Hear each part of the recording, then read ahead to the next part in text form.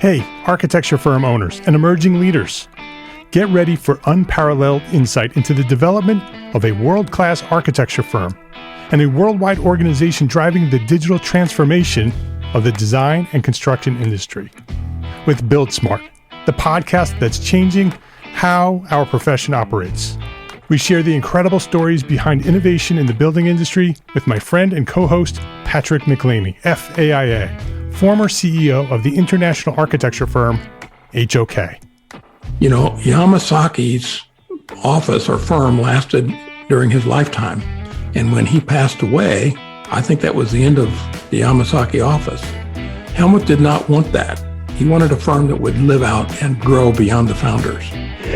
In Season 1, discover the untold stories behind HOK's meteoric rise, from 150 employees in St. Louis to a powerhouse with over 1,900 staff members and 27 offices worldwide.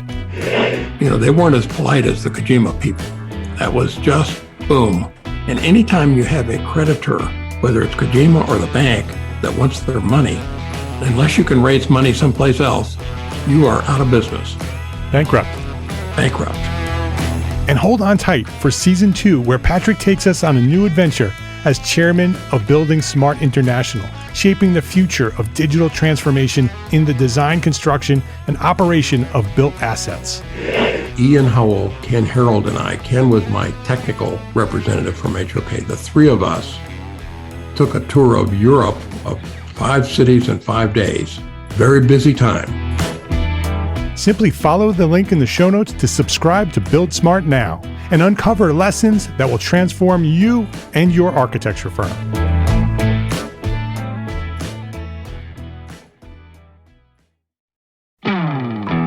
Hey, architecture firm owners and emerging leaders. Get ready for unparalleled insight into the development of a world-class architecture firm and a worldwide organization driving the digital transformation of the design and construction industry. With Build Smart, the podcast that's changing how our profession operates.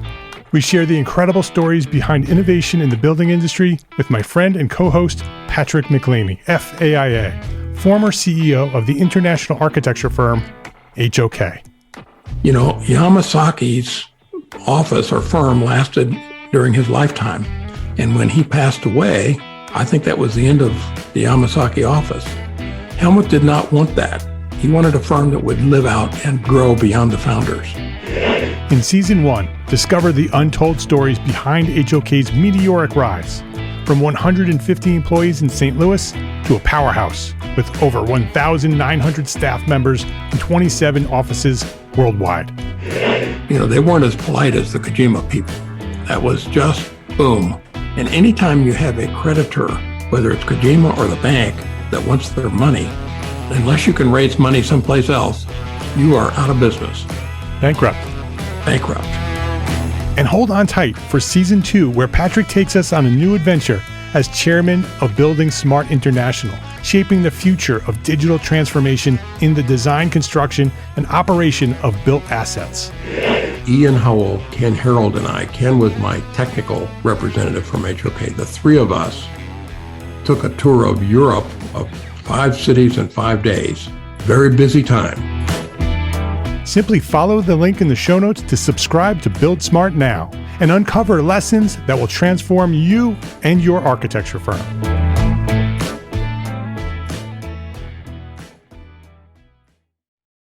We know that running a small firm is tough, and ending the year with a profit may be even tougher.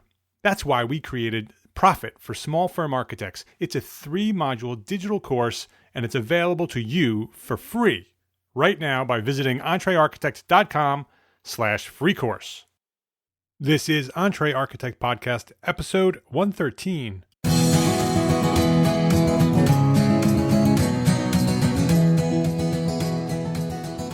Welcome back to the EntreArchitect Podcast. My name is Mark R. LePage, and this is the podcast dedicated to a successful life as a small firm architect. Whether you have plans to someday start your own firm, whether you're in the process of launching a startup, or you might be an experienced small firm architect just trying to make a difference, this podcast is for you. My goal is to inspire you to build a better business so that you may pursue your purpose with passion and live the life of your dreams.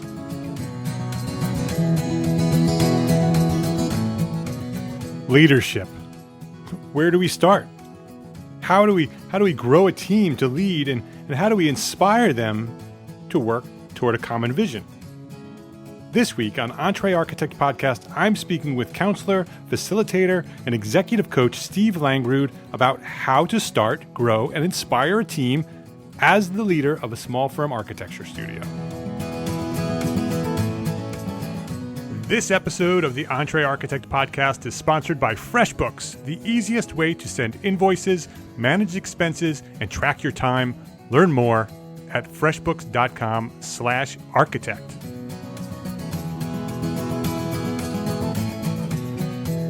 Steve Langerud, welcome to the EntreArchitect Podcast.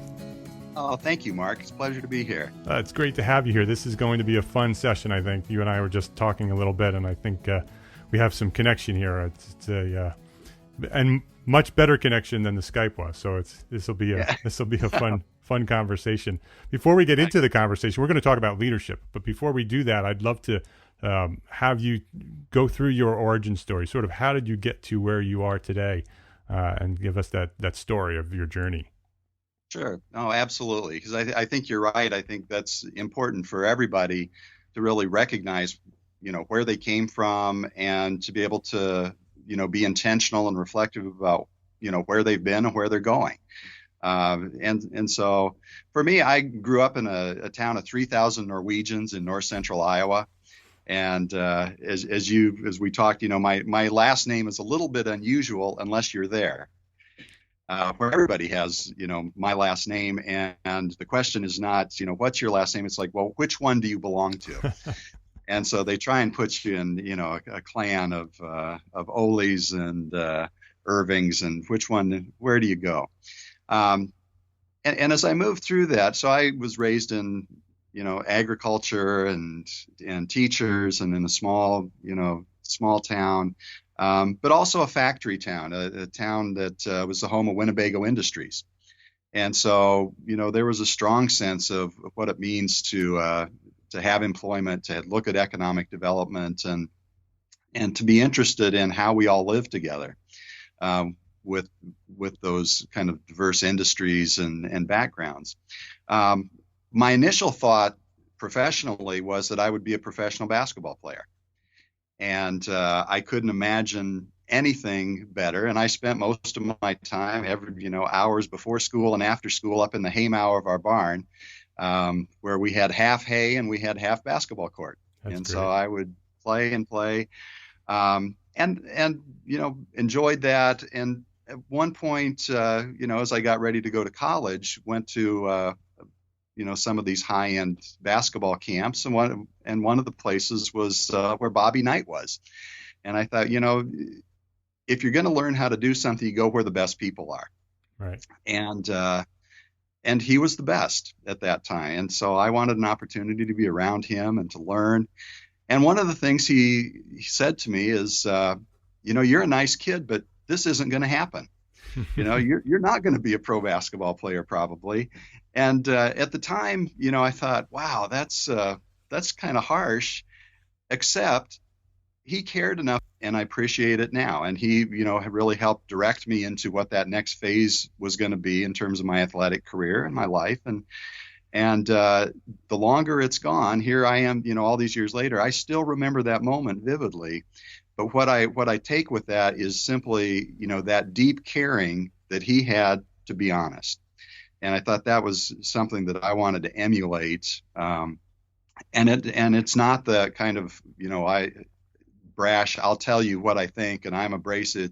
Not at all. It came out of a spot of love and caring and authenticity. And that was important. So from there, my next stop was saying, if I can't play pro basketball, then I should probably be a French prehistorian, which is to be an archaeologist. Of course. I mean, what else do you do when you're not going to play basketball? That's the obvious answer. So what is Yeah, what does an Iowa farm boy do, when he can't play basketball? Well, he becomes an archaeologist. So I started to pursue that and pursued my field work in southern France, working on the prehistoric work, on Neanderthals. And again, the piece that was important to me was working with the best people. So I, identified who's the top archaeologist and got one of my professors to write a letter. I, spoke like, 2 words of French, and she helped me write a letter and translate it. And I sent it off to him. And a letter came back in French, and she read it to me. She says, "Congratulations, you have a job."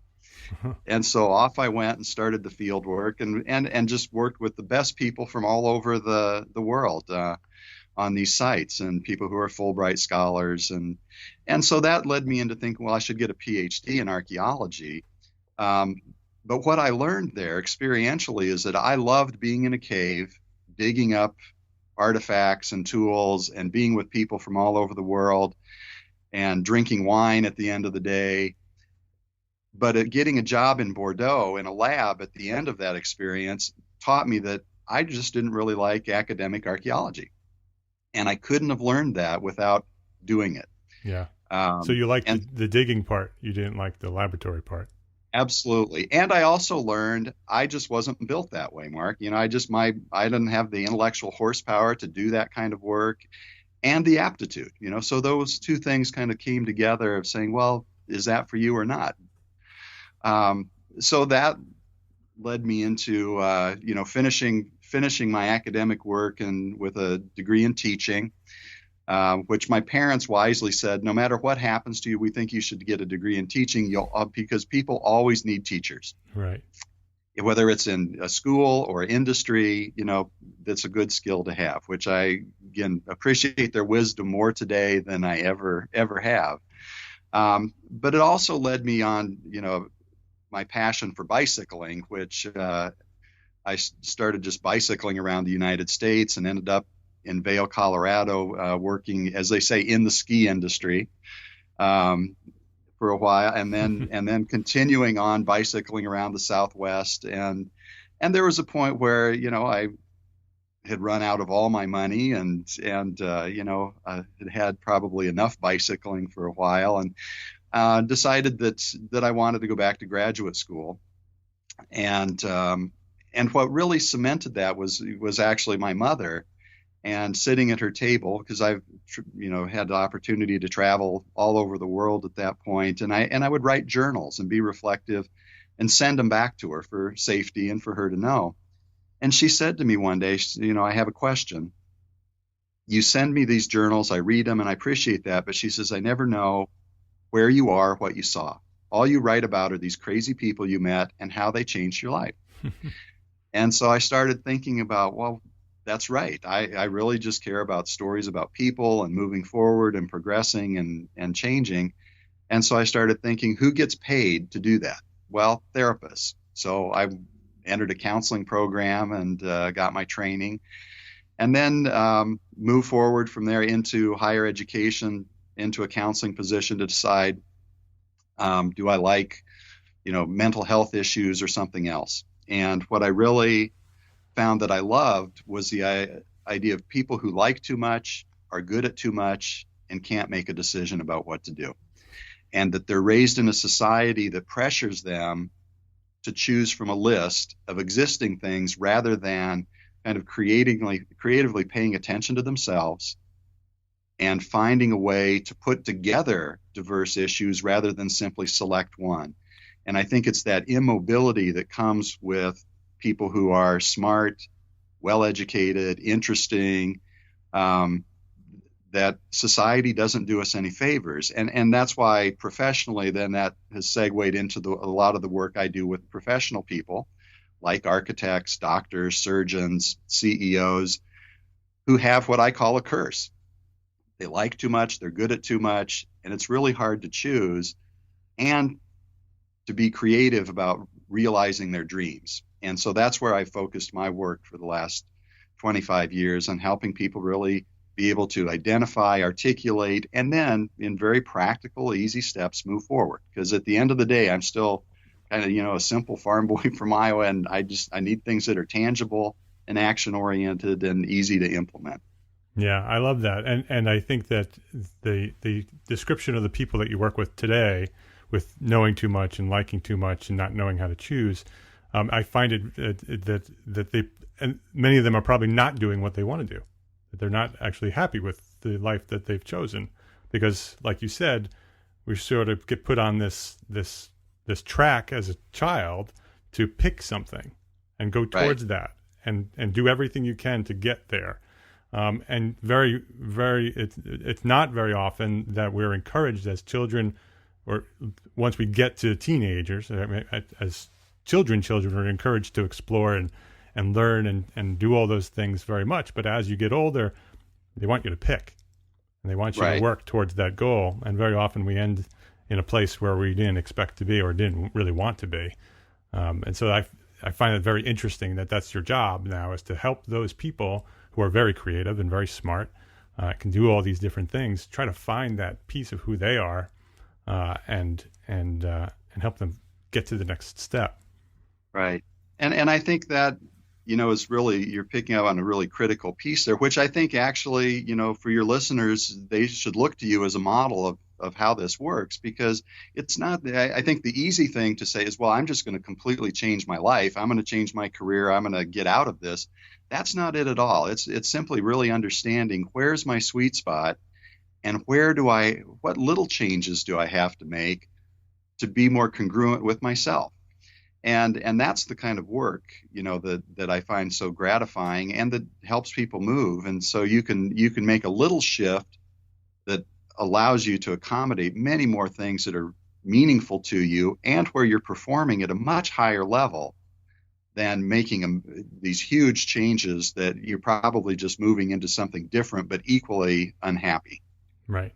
I mean, exactly. I mean, and you had said that I would be an example of that, and I agree with you. I think I'm an architect. I'm a residential architect, and I put myself on that track when I was 10 years old, and so I put blinders on, and I was going to be an architect.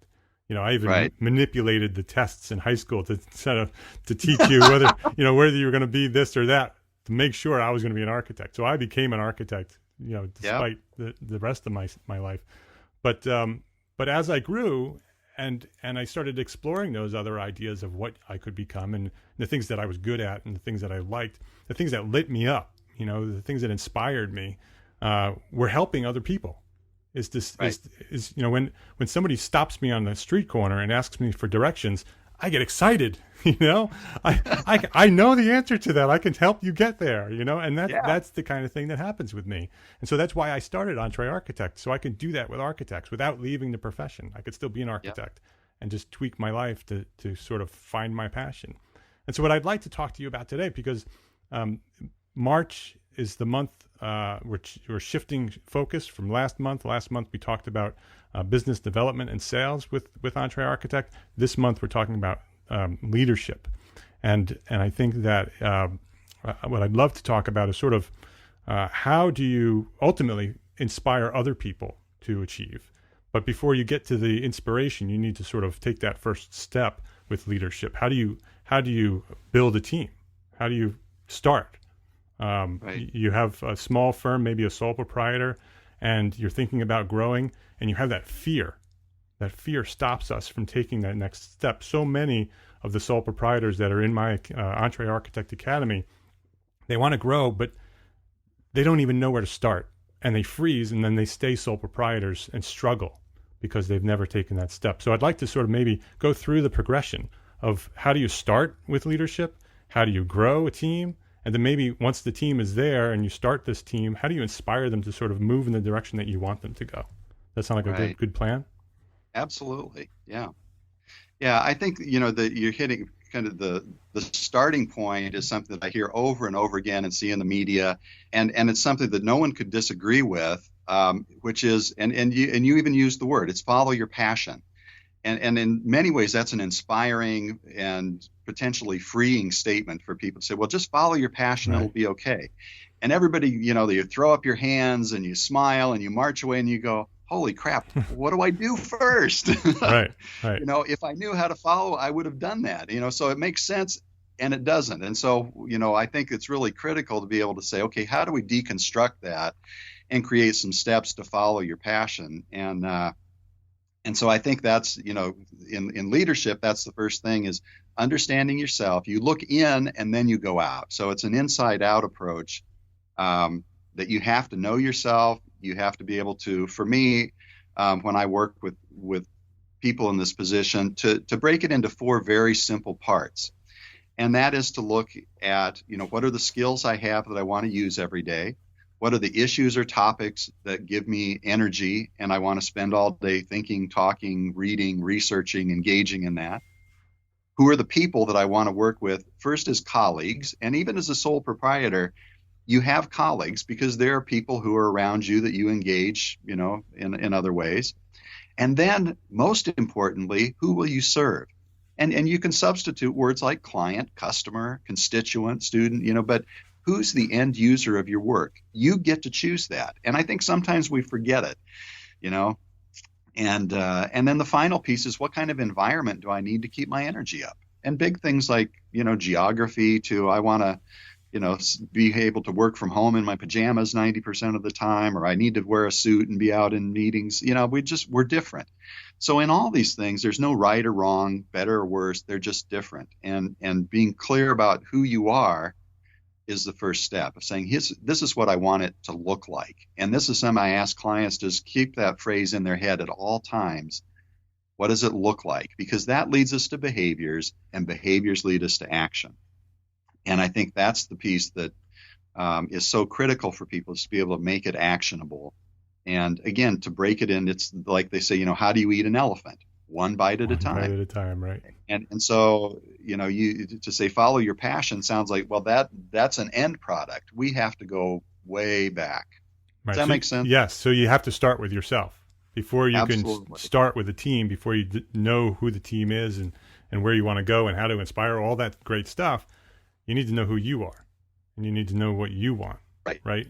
So you need to sort of dig inside, learn what your skills are, what your the things that get you excited, the type of people that you want to work with, the environment you want to work with. You need to understand that first and document it. Write it down and write it. I talk about writing a vision narrative. Sort of, where do you want your life to look like 5 years from now as a story? Like a day in a life, if limits there were no limits. There was no money limits. There was no, professional limits. What would that life look like? And then work your way back to these things. And that sort of helps you learn who you are and what you want to do. So once you do that, what do you do next?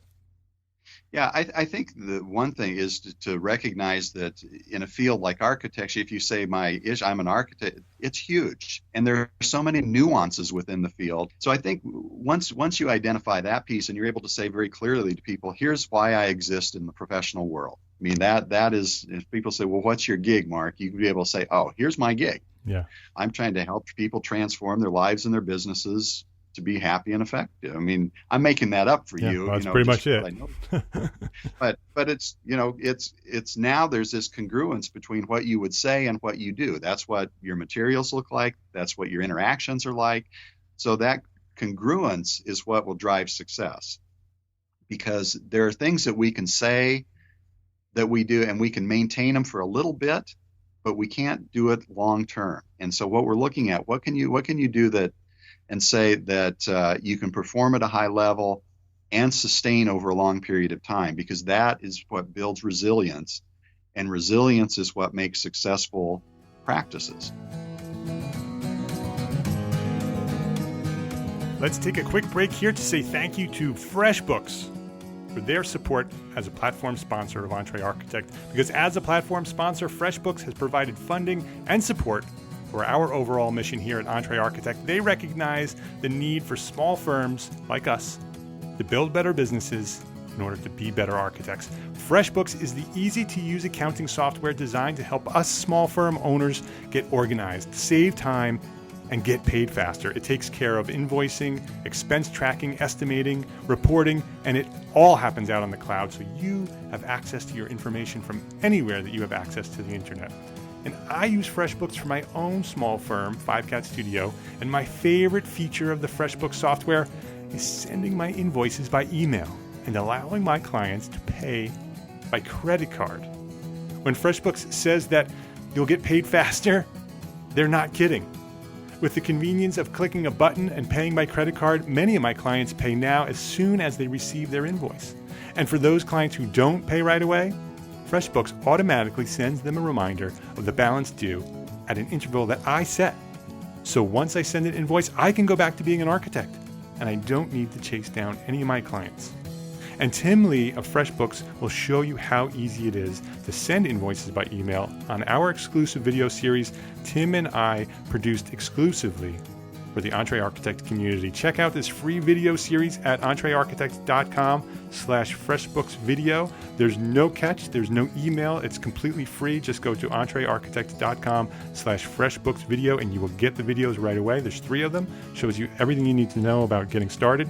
And then go to FreshBooks.com/Architect, FreshBooks.com/Architect, and sign up for your free 30-day trial and give it a try. It's free. I suggest you just send one invoice and see what happens. That's how I got started. Just send one invoice to one client and see how it works. And when I did that and I got paid much faster than usual, I signed up for the rest of it and I set up my whole account in FreshBooks. FreshBooks.com/Architect for your free 30-day trial. And be sure to enter EntreArchitect into How Did You Hear About Us section.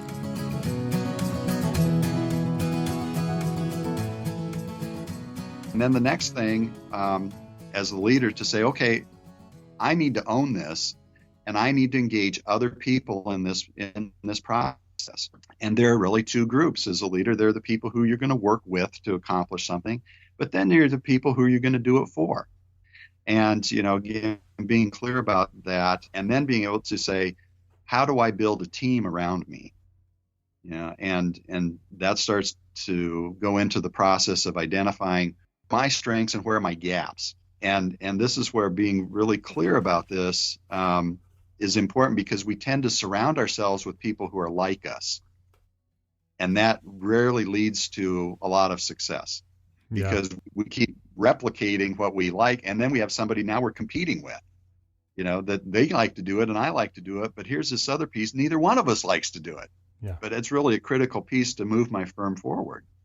Yeah, a great book is Strength Finders 2.0 to sort of learn your strengths. You can read the book, and at the end you take a test, and then it sort of gives you a list of strengths that you have. You can also have the people that you want to build the team with, have them take that Strength Finders test, and then you can see where the compatibilities are, see where your weaknesses are, where your strengths are, and try to get a diverse list of strengths and weaknesses. Yeah, it's a terrific system. In fact, this is something we didn't talk about. I was in on the beta testing of Strength Finders. Oh, yeah. And I was friends with the chief scientist on that, and was involved in their first rollouts of it. And I still use it consistently in my work with individuals and with teams. I think you're absolutely right. It is a simple, accessible thing that people can use and really improve their performance. Steve, one of the things I want to not miss is the fear. Because I think a lot of the sole proprietors and small firms who want to grow this firm, they know they have to. In order to get to where they want to go, they've done that work. Well, maybe they've done that work of knowing who they are, and they've done the work of finding a target market. If they've been listening to me, they've done that, because I've been screaming at them to do that. Find your target market and market towards a specific group of people and know who they are intimately. But how do you psychologically get from working by yourself to finding that first team member? I mean, the first step is obviously knowing your strengths and then knowing who you need to fulfill that strength. But what about sort of that mental work that you need to do? Here's my experience with it. Everyone says we're afraid of change, we're afraid to move forward, we're afraid of success, and I found that is just not true. What is true is we're afraid of the unknown. And you've heard this phrase, we'd rather live with the hell we know than the heaven we can't quite imagine. And I think for most people who are moving their business forward, the fear comes from not knowing what the steps are. If you lay it out, if you make it known, it's easy to follow because you can look at this first step and say, can I do that? Is it feasible? Is it practical? Do I have the skills? Do I have the resources? That's a yes or no answer. Right. And if you say yes, you move forward. If you say no, then you ask, are those things that I can either acquire or have the desire to do? And if you have the desire, and then you say yes and you move forward. And so each step of making something known allows you to eliminate some of that fear. And it's that big vacuum that we're afraid of. And what happens is, because as humans, we don't like that empty space, we fill it in with something else. And we usually fill it in with bad information. So we just make stuff up. Yeah. And then we say, well, I could never do that because I'll bet this is this, the economy's doing this, someone else, the competent. But the fact is you don't know. People don't know. And until you get the real information, you just have to keep moving forward. So what I work with people is like, make it simple, make it easy. What are the steps? What's an action you can take? What's a behavior you can change? And then do it. And then, and again, it's like so many things. When you look at the end product of many steps, it's a huge transition.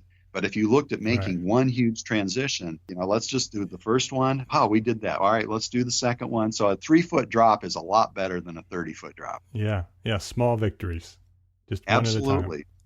at a time. Yep. But again, being very clear about here's what I need to do and how I need to do it. And now I do it and I'm ready for the next one. Right. So you need to plan it. So you need to, step one is to go deep inside yourself. Step two is to sort of understand who you need to help you go in the direction you want to go. What's the third step?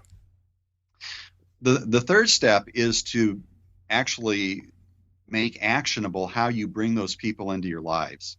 And I think that's why going inside and being clear about what you need starts to create a touchstone for which you can say yes and no to both to opportunities and to people. And so if you look and say, here's what I need to accomplish that I can't do, and it's clear, I need another person to do this, then you start to look at, well, functionally, what would it look like to have someone here to successfully do this with me? And then you break it down into saying, here's what skills they need. Here's the kind of issues they're going to deal with me. You take what you did for yourself and you apply it to that next role. And then you go out and you say to people, here's what I need. Is this you? Can you demonstrate this to me? Because if you like what we're talking about and I hire you, you're going to love it here. And I'm going to love having you here. But if you don't put that specificity on it and be clear about what you need, you're going to get someone, and we hire someone who's there, someone we like, someone we think is going to be easy. And inevitably we're like, they're not getting the work done and it's driving me crazy and it's killing my business. And it's a lot, so it's the old adage, kind of hire slow, fire fast. Yeah.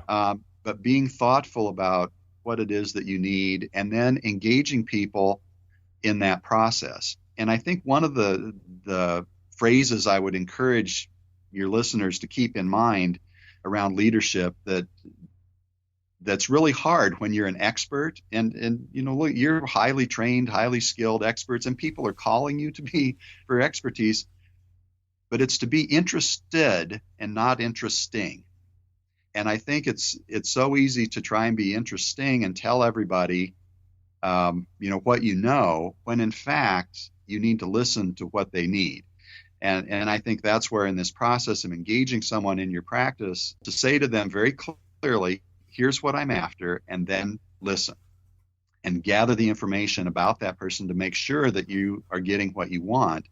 And at the same time, they're providing, the information to you that's going to help you decide, is this the person that I can be with? Is this a person that can move me forward, who will engage me, engage my clients, and move this process forward? Then you're ready to start to establish who's in this with me. Right. And you need to actually pull the trigger, right? I mean, you need to get to that point where you maybe if you're hopping off of the 3-foot cliffs and 3-foot cliffs, when you get to that final cliff, to actually pull the trigger and hire somebody, you need to just do it. Sometimes it just takes a matter of, just jumping in the cold water at the bottom of the cliff and try it, and there's nothing wrong with, taking that risk. And if you made a mistake, you start over. You go back to the beginning of the process and you do it again. I did that 3 times before I found the team that I really needed. And I didn't do this process that you're talking about, which is why I made those mistakes. If I went through this process and I knew more about who I was and the roles I needed and the strengths I needed to fill, I probably would have been much more successful earlier on. But I pulled the trigger, and that's really the thing that we need to do once we go through these steps. So we hire this first person, and we start this process, and they start working with you, and if you need the next person, you do this process again, and you hire another one, and you have this team, right? So now we learned how to start, we learned how to grow. Are you basically just doing this again, right? Is there anything more to growing do you think that we should talk about? Yeah, I think, once you get to that point, you have to understand that it's not over. It's just started. And so you get the person there, and then the work really begins of, again, continuing to listen and to communicate what your expectations are. And this is where I think a lot of people fall down, because they get busy being busy with other things, and they forget to attend to, well, why did I bring this person on? It's because I need this specific thing done.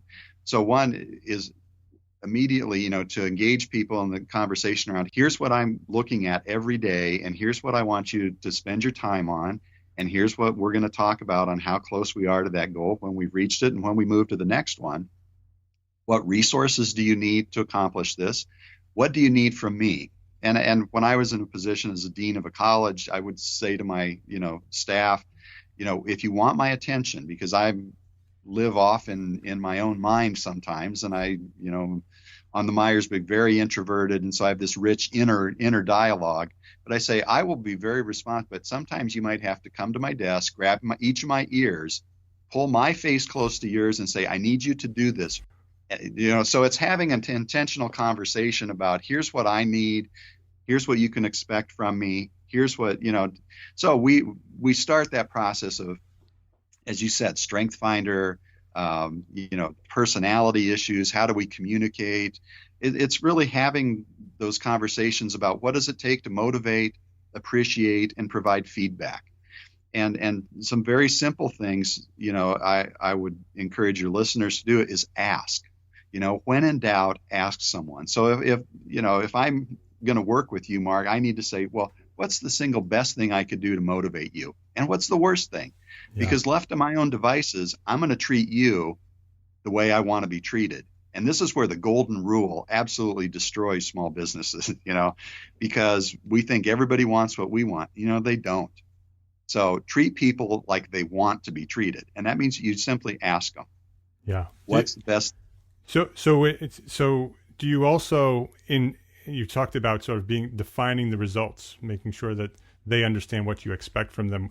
Would you do that together with them, or would you sort of decide what you want them to do and present it to them and say, here's what I want you to do?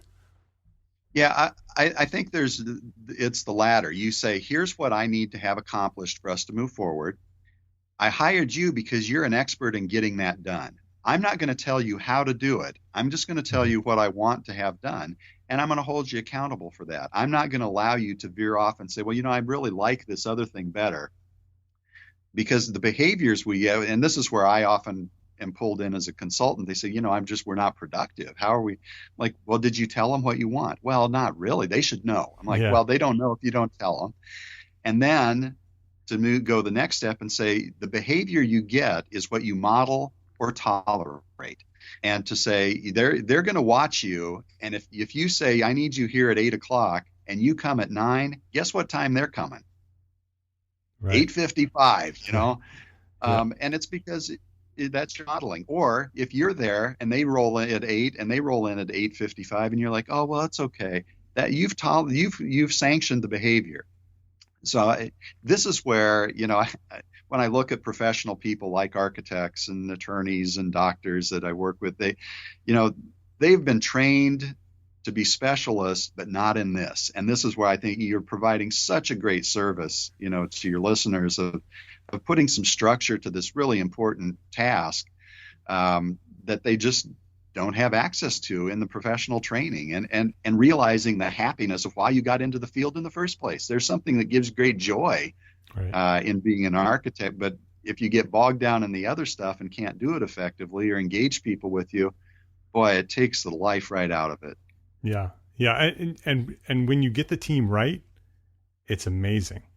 When you're working with smart people and experienced people and people who have the strengths that you don't have, they sort of fill in the gaps where you might have gaps, and you've established that team. It's invigorating. It's inspiring. It's exciting to come to work every day and work with those people. How once you have that team and it's working and you sort of clipped it where it needed to be clipped and you pruned it where it needed to be pruned and it's growing, how do you then, and you've sort of started talking about this already, is how do you inspire them to sort of move in the same direction that you want them to move, not on a daily task basis, but sort of in a big vision sort of way? Right.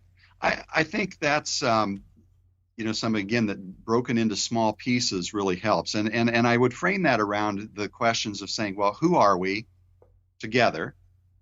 Where are we going? And then how are we going to get there? And so the who are we is, as the owner, as or the person who starts this practice, you really want to be able to say, here is my vision. Now, this is why I started this. This is how I, want to engage people and do. You have to just be unapologetic about what your picture is, and say, now we're in a different position. I'm not by myself. I'm with all of you, and I need us to go the same direction at the same time. So now together, let's answer the question, why do we exist? Because I've already answered the question professionally, why do I exist? What's that deliverable? I want to do that with you to make sure we're on the same page, walking the same direction, same time, whatever analogy you want to use. But we're going to look each other in the eye and say, we're doing the same thing. And so to say, can you say in 7 words, why do we exist as a practice? Second thing is to say, okay, what does that look like to the rest of the world? To, again, make it behavioral and say, okay, together we've decided why we're here. Now, what would other people see or experience from us that would tell them that that's the case, that they would experience that that's the case? Because so many times we say this is what we're about, but we don't do that. And that's where I think when you look at great consumer experiences or service experiences, who's on track. When I think about, when I call LL Bean, I have no question what's going to happen. I know they are living whatever they say, every day. And people, if I don't have that experience, then they have the wrong team member, and they have to, as you said, start over. But that doesn't happen very often. Right. And I think it's engaging the people around you in that piece, and then to break it down further, say, okay, now that we know what that looks like for us and for the people we work with and serve, we need to operationalize that and say, what specifically do we need to do to make that happen? All right, now we need to put some parameters on it. Now we need to put a timeline on it. Now we need to put some ownership on it. Who is responsible for that? When are we going to do it? How often are we going to do it? And how much does it cost us to do it? Now, and if you work through all that, at the end of the day, if you looked at it, you're like, well, guess what? That's a strategic plan. Right. But if you went to a sole proprietor and said, you're going to do a strategic plan, they'd go, oh crap, I have no idea what you're talking about.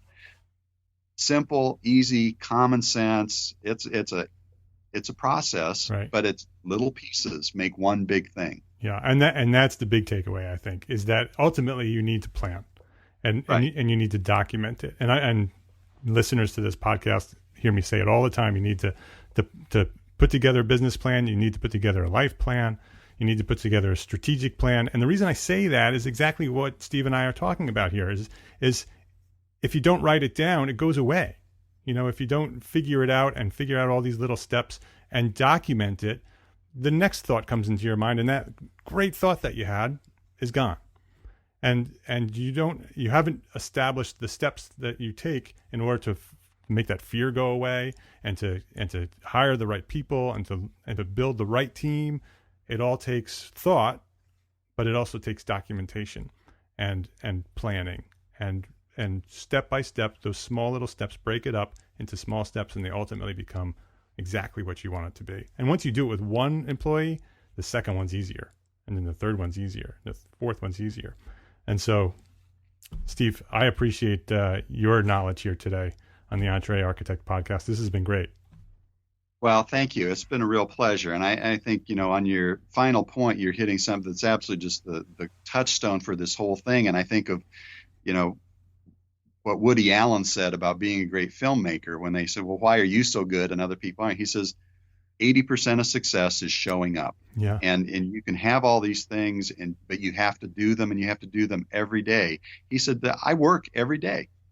He said, I just go to work, Yeah. And good things happen when I show up and put my attention on the things that matter to me, and I'm true to that, then, great things are possible. But you have to do, as you said, Mark, really attend to it and be clear and just do the work. Yeah, and one step at a time. It's not scary when you do those little small victories. Steve, your world on the internet is stevelangerud.com, and it's Langerud is Langerud, so stevelangerud.com. You're on Twitter at Steve Langerud.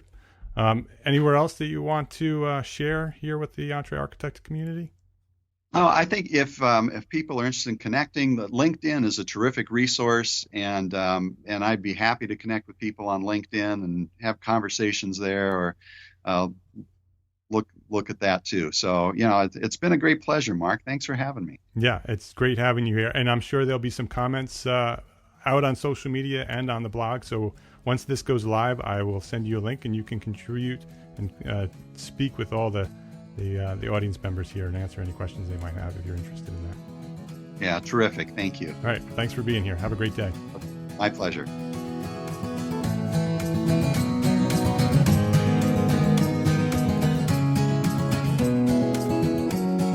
All this month, we're going to be writing about and talking about and sharing on leadership. This month's theme is leadership. In January, we talked about financial management, and in February we talked about business development and sales. This month, all month long, leadership. And you can go to the show notes right now. The direct link can be downloaded for this episode, and there are a whole bunch of comments down below that you can contribute to at EntreArchitect.com/episode 113. That's this episode number 113. And head over to the blog, and I want to know what's going on with you. What are you struggling with in terms of leadership? Maybe it's how to get started. How do you start building a team like we talked with Steve today? I want to know. You could also go to the Facebook group, our free private Facebook group at EntreArchitect.com/group, and you could go there and you could share there as well. So we give you lots of options here at EntreArchitect. I just want to know. I want to know what you're thinking and what you're struggling with so we can help you. So go over and share. And don't forget to pick up access to your free 3-module digital course, Profit for Small Firm Architects. It's free and it will help you be more profitable. Just head over to EntreArchitect.com/free course. It's easy to remember. EntreArchitect.com/free course. My name is Mark Arlepage, and I am an entrepreneur architect, and I encourage you to go share what you know. I'll see you next week.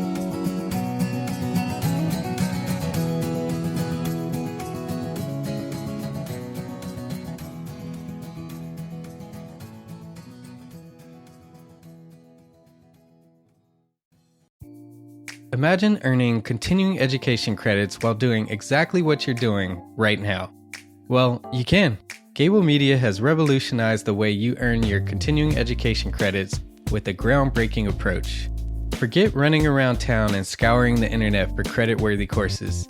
Fulfill your CE requirements effortlessly by listening to engaging podcasts just like the one you're listening to now.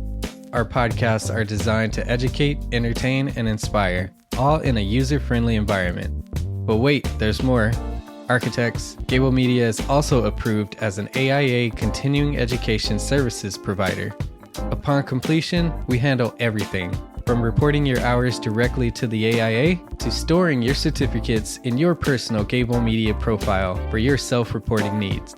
So follow the link in the show notes and start earning your credits in the most innovative and entertaining way possible with Gable Media.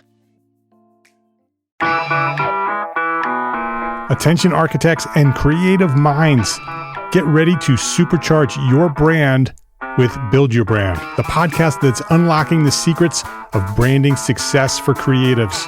Hey there, it's Mark Arlepage, founder of EntreArchitect, and I'm inviting you to join my friend, architect marketing expert Jeff Eccles at Build Your Brand podcast, where he explores the captivating stories of the world's top brands and transforms their lessons into powerful moves for small firm architects and creatives like you.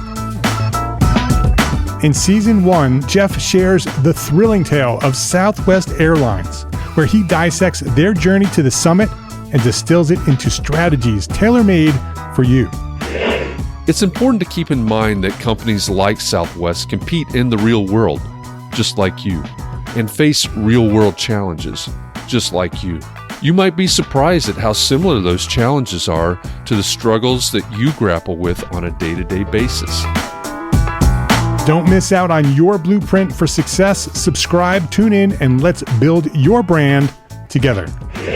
You may have noticed that the very best brands in the world are also known for having somewhat unique corporate cultures. That's often the glue that holds everything together when they encounter those rough spots. We don't do it because it inconveniences the passengers to whom we are primarily dedicated, the short haul, frequent flyer.